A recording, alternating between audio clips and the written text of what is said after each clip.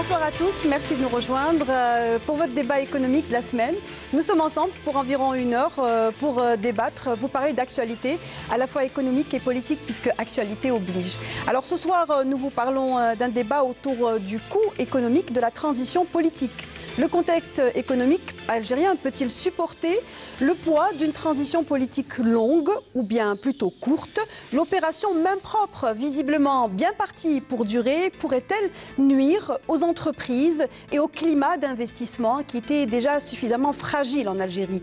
Avec une rupture totale de communication entre les tenants actuels du pouvoir et la majorité des partis politiques ainsi que la société civile, quelle solution envisager pour minimiser l'impact négatif sur l'économie et les entreprises surtout? Voilà le thème que nous vous proposons. Je vais vous présenter mes invités. Je reçois Monsieur Jafar Lakhdari, bonsoir. Bonsoir. Vous êtes conseiller auprès des entreprises, donc spécialisé en micro-entreprises. Merci d'être avec nous. Je reçois Monsieur Mehdi Khelfi, bonsoir. Bonsoir madame. Vous êtes patron d'entreprise et vous activez dans le domaine du bâtiment et du renouvelable aussi. Oui. Merci d'être avec nous. Je reçois également Monsieur Djeli Hadjaj, bonsoir. Bonsoir. Et merci d'être avec nous. Vous êtes le porte-parole de l'association algérienne de lutte contre la corruption. Et pour ceux qui ne vous connaissent pas, eh bien, il faut rappeler que cette association a été créée en 1999. Elle a été longtemps tolérée, mais jamais agréée. Aujourd'hui, en dépit surtout des efforts qu'elle a pu fournir dans la lutte contre la corruption. Merci d'être avec nous. Voilà donc pour le thème qui va parler à la fois transition et impact sur l'économie. Je vais d'abord rappeler et démarrer ce débat avec l'actualité de cette semaine. Cette semaine a été particulièrement chargée et on va essayer de résumer en quelques mots. La semaine a commencé par l'effondrement des dalles d'une maison située à la Casbah d'Alger. 4 personnes sont mortes sous les décombres. Le wali d'Alger a fui les lieux derrière ou sous la menace carrément des citoyens de la Casbah. Il a par la suite été limogé. Plusieurs autres walis ont été limogés. Les frères Kouninef ont été placés en détention provisoire par le tribunal d'Alger. Et Saad Rabrab, le PDG de Cevitel, a été placé sous mandat d'époux. Le PDG de la Sonatrach a été limogé. Le PDG d'Algérie Télécom s'est retiré. Il a été remplacé lui aussi. Et puis enfin, le directeur général des douanes a été limogé, remplacé par un nouveau, alors qu'il venait carrément de prendre les rênes de la direction générale des douanes. Alors pour commencer, première question, à commencer par ces chefs d'entreprise, ces hommes d'affaires, chacun ira de son adjectif, qui sont actuellement traînés en justice. Est-ce que vous pensez que la transition telle que tout le monde la souhaite est sur le bon chemin? Djeli Hadjaj. Il est vrai que, j'allais dire presque d'heure en heure, on apprend par des canaux assez inhabituels, tel limogeage, telle mesure de la justice. Ce qui est un peu, au-delà des faits précis, ce qui est un peu regrettable dans tout cela, c'est que visiblement les pouvoirs publics concernés ne semblent pas tirer les leçons du climat en cours, des changements en cours au sein de la société, de cet extraordinaire mouvement populaire qui, dans ses revendications notamment, dit il faut nous informer régulièrement de ce qui se passe. La justice prend des décisions, mais elle ne prend pas la parole, alors que le Code de procédure pénale oblige le procureur général à communiquer régulièrement sur des faits, d'ailleurs, des faits qui sont relativement graves, parce que ça concerne quand même des capitaines d'industrie, des présidents de groupe, ça concerne des chefs d'entreprise, ça concerne des hauts fonctionnaires, des commis de l'État. Et là, c'est le silence total en termes de communication. Et parfois, quand je disais des canaux inhabituels, ce sont des chaînes publiques de télévision qui envoient 3 lignes dans leur communiqué sur leurs écrans et l'opinion publique veut savoir, l'opinion publique, elle est vraiment effrayée par ce qui se passe. Quelque part, est-ce qu'on veut donner des têtes à l'opinion publique qui n'en demande, puisque le courant dominant dans les manifestations populaires, c'est un peu cette tendance au dégagisme. L'opinion publique veut des têtes, donc on leur offre des têtes comme ça, alors que moi je m'interroge, par rapport d'ailleurs au thème de votre émission, quand des présidents de groupes importants sont mis en détention provisoire comme de vulgaires délinquants, j'ai dit quelque part, est-ce que vraiment la détention provisoire est la solution alors qu'ils peuvent donner toutes les garanties pour être poursuivis normalement en justice? Donc tout ça, n'est pas très positive, on va dire, dans le climat général, qui est assez opaque, qui est assez difficile, qui est assez compliqué. Effectivement, la justice n'a jusque-là fait aucun communiqué officiel et les seules informations sont celles qui sont relayées, qui ont été relayées d'abord par l'ENTV, puis par la suite par les autres médias. Alors que c'est la mission principale du procureur général. Hein. Il est tenu de communiquer, tout en respectant le secret d'instruction. C'est pas ce qu'on lui demande. Mais de nous dire quels sont les faits précis. Et puis, jusqu'à preuve du contraire, ces gens qu'on met en prison ont droit à la présomption d'innocence. C'est inscrit dans les lois du pays. Une petite information additionnelle, l'avocat des frères Kouninef s'est prononcé par voie de presse chez nos confrères TSA. Et donc une interview est disponible où il dit très peu de choses, évidemment, puisqu'il n'a pas encore eu connaissance du dossier des frères Kouninef. La même question pour vous, Jafar Lardari. Est-ce que vous pensez que la transition est sur le bon chemin lorsqu'on voit ces cascades de personnes traduites en justice et ces limogeages également? Alors, je souscrirai à ce que vient de dire M. Hadjadj concernant le respect des procédures, ce qui est quand même le fondement du droit. Et donc, effectivement, il y a un souci de ce point de vue. Mais le sentiment que j'ai par rapport à ces événements, c'est qu'on met un petit peu la charrue avant les bœufs. Tant sur le plan politique que sur le plan du fonctionnement de l'économie, ce qu'a révélé la crise du 5e mandat aujourd'hui avorté, c'est que nous faisons face à une crise qui est d'abord politique et une crise qui est institutionnelle, donc une crise qui est profonde. Ce n'est pas un problème d'individu, c'est un problème d'institution. On le répétera jamais assez.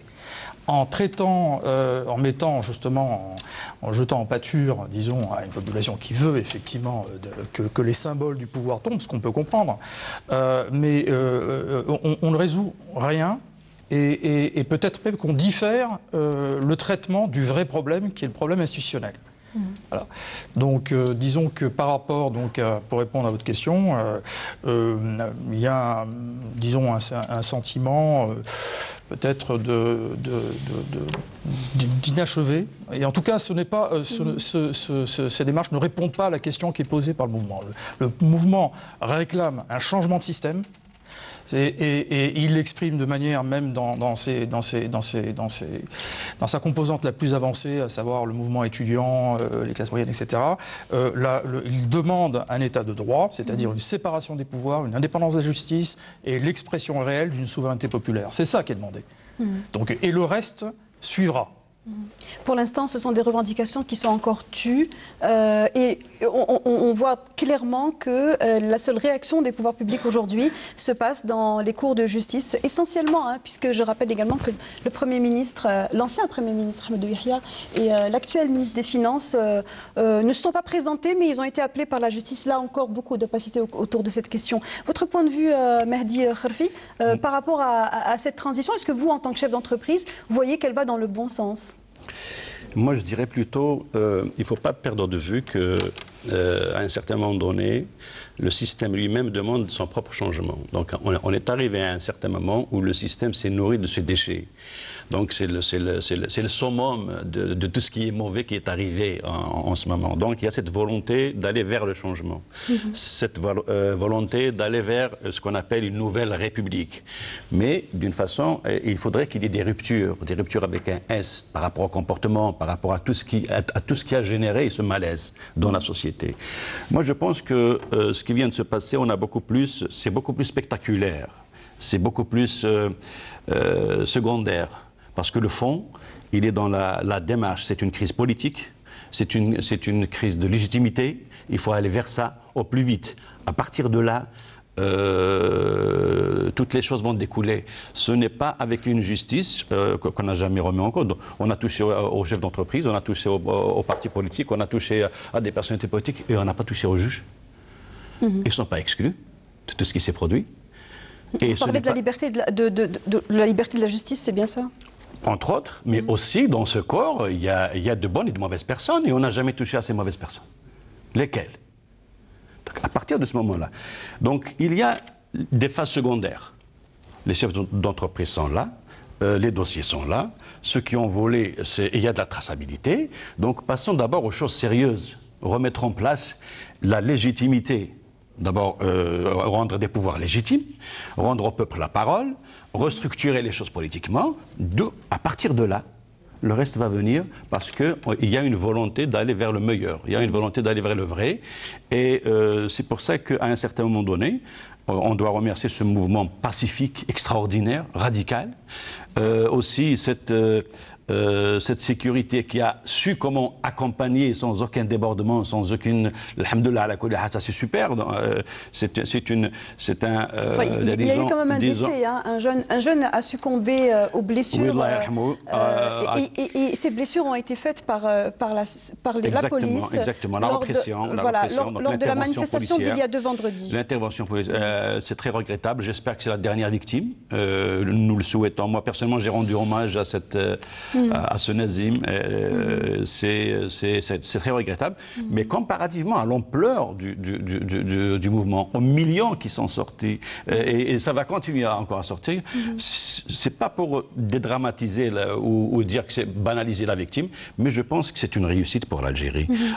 D'un coup de revers, on a effacé la mauvaise image de ce peuple fainéant qui ne réagit pas, qui fait ceci, qui fait cela. Donc je pense on ne doit pas quitter l'essentiel. Alors justement, évidemment, hein, l'avancée est indéniable, elle est déjà dans nos têtes, c'est-à-dire qu'il y a un changement de paradigme au niveau des Algériens grâce à cette révolution. Mais pour revenir au processus de changement qui est demandé par le peuple, mais qui est aujourd'hui, qu'on ne le veuille pas, actionné ou opéré par les tenants du pouvoir actuel. Les tenants du pouvoir, nous avons un gouvernement, nous avons un chef d'état-major, vice-ministre de la Défense, qui, qu'on ne le veuille pas, fait énormément d'intervention et donne le là, il donne le ton de cette période très sensible. Et aujourd'hui, doit-on déduire que le nerf de la transition, tel que les tenants du pouvoir le voient, résulte ou se résume à la lutte contre la corruption? Je ne pense pas. Moi, je ne suis pas de cet avis. Je me dis... le pouvoir actuel qui reste en place, hein, qui est encore en place, c'est-à-dire même la question qui se pose, lui considère qu'avec l'application de la Constitution actuelle, il est dans une phase de transition de 3 mois, avec le calendrier qui est fixé par la Constitution. Les experts, les observateurs, les hommes politiques, les partis de l'opposition considèrent que la transition, c'est autre chose que cela. La transition, c'est ce pouvoir qui doit partir et qui, j'allais dire, remet les clés de la maison à une nouvelle équipe qui, sur la base des objectifs qui ont été exprimés, il y a une sorte de consensus, changement démocratique, respect des libertés, séparation des pouvoirs, justice indépendante, c'est à partir de là que pourrait commencer la transition, j'allais dire, au sens universel du terme, qui pourrait durer selon ce qui pourrait être arrêté entre 6 mois, 1 an ou 18 mois, afin de remettre en place un certain nombre de choses qui n'existent pas. Parce que le chef d'état-major de l'armée, qui est, j'allais dire, qui est le président en exercice, de fait, c'est une situation qui est assez ubuesque. Lui tient des discours tous les 2 ou 3 jours, donne les directives, donne les instructions, parfois avec un discours presque violent, et les gens s'interrogent, est-ce que nous sommes dans les prémices d'une véritable dictature militaire qui s'installe dans le pays et qui va donc complètement à l'encontre des objectifs exprimés par les manifestants par millions. Les manifestants par millions, et ce vendredi encore, je pense qu'ils seront encore nombreux, pour eux, la véritable transition commencerait par le départ des gens de ce système, qu'ils soient ministres, qu'ils soient chefs de l'État par intérim, ou qu'il soit, j'allais dire, président du Conseil constitutionnel. C'est un peu l'objectif quand on écoute et quand on suit un peu ce qui se passe. Et j'ai eu aussi bien à Alger qu'à Khenchela à sortir dans la rue avec les manifestants. C'est un peu ça les objectifs. Pour eux, même la notion de transition n'est pas encore une donnée concrète. Les gens se méfient de tout, se méfient même parfois avec excès par les discours tenus par l'opposition et par les opposants. Et donc, mais en même temps, quelque part, il faut une sortie, même cette histoire de transmission des clés de la maison, il faut bien qu'il y ait des contacts qui s'établissent. Et en même temps, il y a un double enjeu. Il y a le pouvoir en place qui lui-même est traversé par des contradictions, par des courants qui s'affrontent, et ce qui effraie les gens. Et il y a un peu les discours des manifestations qui disent « nous voulons le changement ». Et il n'est pas question de faire du changement avec le pouvoir en place. Donc on est dans une situation un peu difficile. Mais en même temps, ce qui, je pense, est extraordinaire de part et d'autre, c'est que tout ça se déroule dans un climat assez pacifique. Or, les dernières mesures qui sont prises, les limogeages sans aucune explication, on ne limoge pas le PDG de Sonatrach sans donner d'explication aux gens. Les gens veulent savoir. S'il a failli dans sa gestion, il faut le dire aux gens. Un Wali qui est remercié dans une wilaya donnée, là aussi, il faut donner des explications aux gens. Il faut donner les raisons. Quelqu'un qui est jeté en prison. Et puis il y a cette volonté du pouvoir en place qui, quelque part, jette de l'huile sur le feu en cultivant le lynchage public. Ça, c'est extrêmement négatif. Ça, c'est extrêmement négatif et ça doit cesser. Parce qu'il ne faut pas aller au-devant des désirata d'une partie des gens qui disent on veut des têtes à tout prix. La guillotine n'existe plus dans ce pays, heureusement. Oui, et justement, le fait que les gens demandent qu'il y ait des têtes qui tombent, que les gens partent, parce qu'effectivement, ce sont les revendications majeures qui reviennent dans ces manifestations.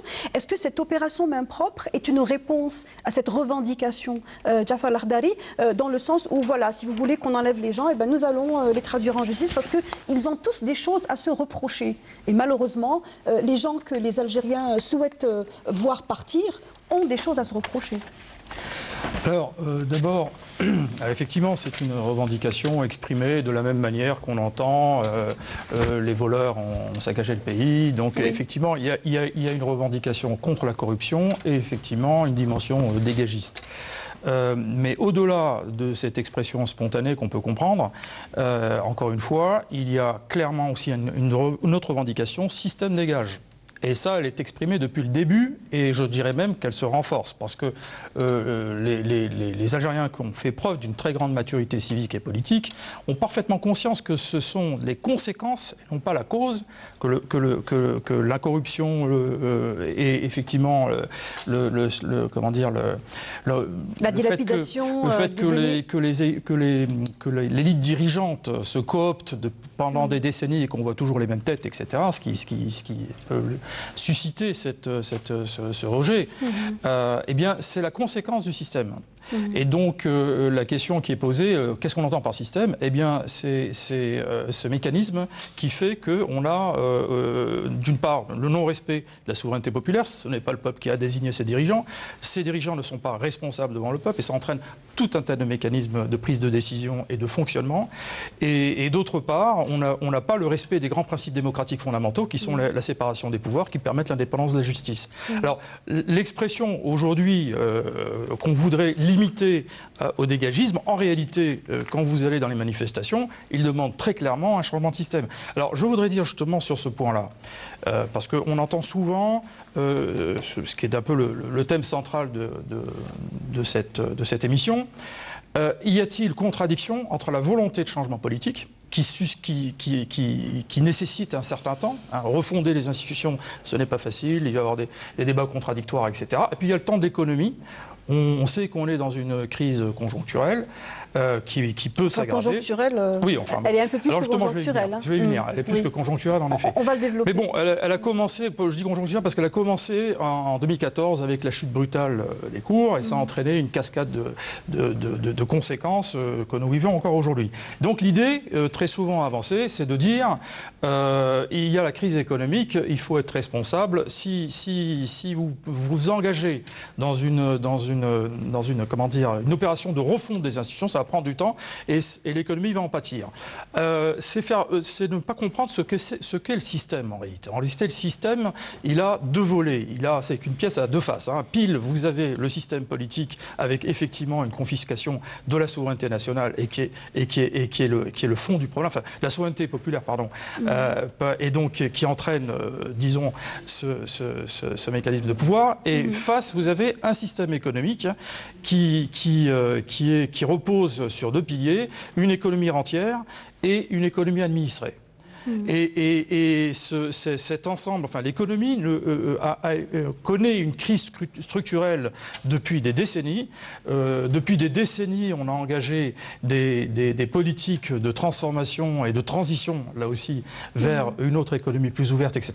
Et pour l'instant, on n'a pas abouti. C'est l'illégitimité du système qui a engendré la situation économique dans laquelle nous sommes, c'est-à-dire les choix qui ont été faits et qui nous ont amenés à un problème... Non, pas vraiment. C'est plutôt les mécanismes si vous voulez, dans une économie plus ouverte, vous avez des phénomènes, quand les dirigeants sont responsables devant leurs électeurs, eh bien, il y a des phénomènes correctifs, des phénomènes de feedback qui font que, même s'il y a des erreurs ou des choses qui ne vont pas, il y a des mécanismes de correction qui se mettent en place. Oui. C'est valable aussi, bien entendu, pour la corruption. Dans un système démocratique, la corruption existe aussi. Oui. Sauf qu'il y a des mécanismes d'alerte, des mécanismes d'alerte qui permettent de corriger assez vite. Et on n'attend pas d'avoir la situation que nous avons connue, où il faut un changement, presque une révolution, pour que enfin. Chacun a compris donc la relation entre le système ou sa légitimité et la situation économique qui sont intimement liées. Si demain le système se régénère, la situation économique risque d'en pâtir encore davantage. Est-ce que vous êtes d'accord avec le constat, le point de vue de M. Jilani? Exact. Il faut revenir à la légitimité politique, à la légitimité institutionnelle, et ne pas perdre de temps. C'est-à-dire, le temps est contre nous, qu'on le veuille ou pas. Donc, en plus de ce qui vient de se réaliser d'une façon extraordinaire en Algérie, il y a aussi l'intelligence algérienne qu'il faut mettre en valeur. Donc, aller plus vite, de la meilleure manière possible pour gagner du temps. Si on ne gagne pas le temps, beaucoup de choses vont générer, beaucoup de choses vont apparaître. On peut glisser vers autre chose de ce qu'on n'a pas voulu au départ. Et c'est pour cela donc que la sagesse doit l'emporter sur tous les plans. Vous parlez de la sagesse à quel niveau? Qui doit être sage selon vous? Interpeller l'esprit. Toute personne a une conscience à un certain moment donné. C'est une façon, est-ce qu'on a ressenti le danger ou pas? C'est des niveaux, c'est des degrés. Mais quand on ressent le danger, c'est instinctif, on passe aux choses sérieuses. Donc tout dépend de là où on est, de quel côté on voit. Et dans quelle position hiérarchique nous sommes nous. Mais à un certain moment donné, si on continue comme ça, on va aller vers la dérive, et là, on va commencer à réparer ce qui a été fait et provoqué en ce moment. Moi, je pense que le volet économique est très, très, très important dans cette Algérie nouvelle. Et il ne faut pas le perdre de vue. Pour aller vers une économie qui va résoudre pas mal de problèmes, il y a la légitimité, rendre au peuple sa confiance pour qu'il stabilise la situation. Donc, et qu'il y ait confiance entre le pouvoir et le peuple, c'est de partir vers la légitimité. Quand on a un président légitime, on l'écoute et on va dans ce sens. Quand on a une assemblée légitime, on l'écoute et on lui fait confiance et on se met au travail. Et si on perd le temps, à chaque fois qu'on perd le temps, à chaque fois qu'on va vers les choses secondaires, des conflits naissent, idéologiques, tactiques, politiques, etc., etc. Je pense que c'est des choses qu'il faut éviter. Et on est en train de nourrir aussi, si on met beaucoup de temps, on est en train de nourrir des réseaux qui vont s'installer confortablement et faire le pire de ce que nous avons toujours exclu. À comprendre parce que vous dites qu'il faut que cette situation se résolve le plus rapidement possible et qu'il risque d'y avoir des situations de pourrissement. Au plus vite. Le pourrissement, parce que ça peut ramener le pourrissement, et le pourrissement, on l'a déjà connu, je pense, dans le passé. Et il y a des guetteurs, il y a des rôdeurs, il y a des réseaux qui sont là.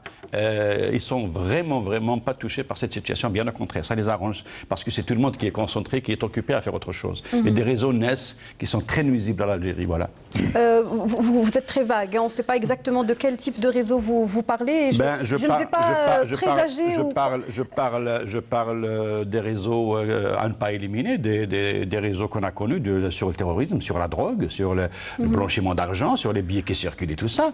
C'est des moments favorables à tout ce genre de pratiques. Oui.